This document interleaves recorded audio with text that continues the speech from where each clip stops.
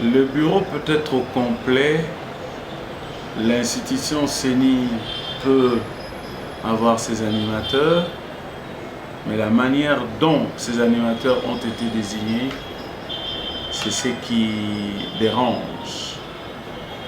Nous n'avons pas été tous au parfum de ce qui s'est passé, mais néanmoins, nous connaissons que la désignation ne s'était pas faite dans les règles de l'art. Bien qu'aujourd'hui, la CENI puisse afficher au complet la composition de nombre de son bureau. Vous êtes pas pour les élections 2023? Nous sommes démocrates. Les élections, lorsqu'elles sont bien préparées, lorsque la centrale électorale aussi bien préparée à nous amener objectivement aux élections, nous ne voyons pas pourquoi nous refuserions d'aller aux élections.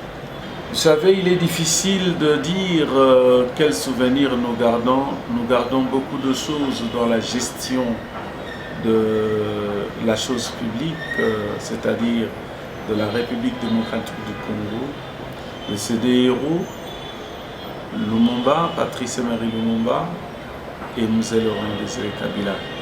C'est le sacrifice que l'un et l'autre ont pu donner pour que le Congo devienne ce qu'il est aujourd'hui et pour le bien de notre peuple. Et c'est dire qu'ils avaient des idées qui nous amènent aujourd'hui à comprendre que le Congo appartient aux Congolais, que les Congolais doivent travailler pour l'intérêt du Congo, pour l'intérêt du peuple congolais. C'est cette dialectique-là que nous ont apprise Lumumba et Mzee Laurent Désiré Kabila, mais qui doit être pérennisée par beaucoup d'autres. C'est-à-dire que chacun d'entre nous doit être un Lumumba, doit être un Mzee Laurent Désiré Kabila. Pourquoi?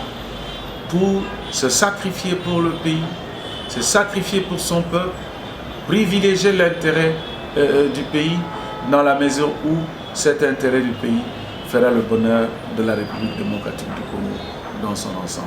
Voilà ce que nous pouvons retenir. Et lorsque Lumumba nous invite à écrire nous-mêmes Congolais l'histoire de notre propre pays, lorsque Mzee Laurent Désiré Kabila nous invite à nous prendre constamment en charge pour le bonheur du peuple congolais, c'est dire que avec les idées de ces deux héros nationaux, le Congo doit être sur les rails.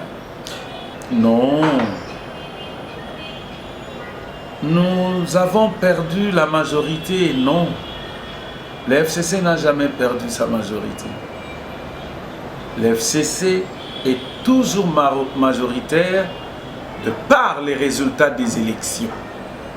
Cependant, par des mécanismes de subterfuge machiavéliques, il y a la majorité aujourd'hui mécanique par le coup de billets de banque, par de bakchiches, et il y a des gens qui ont accepté d'aller vers une autre famille politique et qui n'est pas issue des élections. C'est pourquoi moi je dis, au regard des résultats des élections de 2018, le FCC n'a jamais perdu sa majorité.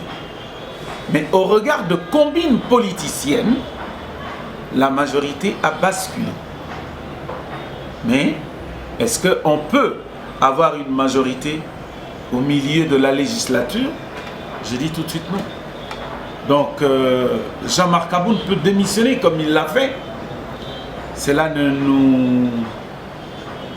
nous enchante pas, nous, FCC, comme si nous attendions la dislocation de l'UDPS, bien que l'UDPS n'existe plus en tant que formation politique, selon l'entendement du feu Étienne Tshisekedi Mulumba. L'UDPS n'existe plus aujourd'hui. Et nous avons autre chose que l'UDPS. Mais nous ne disons pas que c'est l'UDPS qui a affaibli le FCC. Non. Et que Jean-Marc Aboun peut beau démissionner, cela ne fait pas la joie de membres du FCC. C'est leur affaire, c'est leur cuisine interne. Il peut démissionner, comme on va les supplier pour qu'ils reviennent à la raison, parce que d'aucuns disent que son tweet a été piraté. Et que dire, ça ne peut pas nous surprendre que demain après-demain qu'il revienne sur sa décision. Et nous comprenons tout simplement qu'ils sont tous dans le champ, en jachère de leur grand-père. Et là, ils peuvent y faire tout ce qu'ils veulent, et au nom de l'état de droit, au nom de l'union sacrée. Donc écoutez, je suis un homme politique. Lorsque je rentre dans mon fief électoral à Kindu, c'est communier avec ma base. Vous savez, nous étions en période de fête de Noël et de Nouvel An. Il était important pour moi en tant que fils du terroir d'aller fêter avec ma base, avec ma famille restreinte et avec tous ceux qui me sont chers.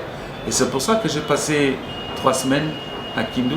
Et pour moi, je dis, je me prépare aux élections. Ce n'est pas un secret. Je suis en train de me préparer pour les élections à venir. Avez-vous la confiance de la population? Oh, Raphaël Loulou, le Djogo, a la confiance de la population. Le mot de la fin, nous devons prier et nous tourner vers l'Éternel aujourd'hui, parce que c'est le seul espoir du peuple congolais. Il n'y a plus d'autre espoir que en l'Éternel Dieu. Nous attendons que la CENI nous l'annonce. Aussi longtemps que la CENI ne nous a pas encore annoncé, je ne peux pas me permettre de faire des supputations là-dessus, parce qu'il n'y a que la CENI qui peut dire il y a élection, il n'y a pas élection, et donner au peuple congolais les raisons de se répondre.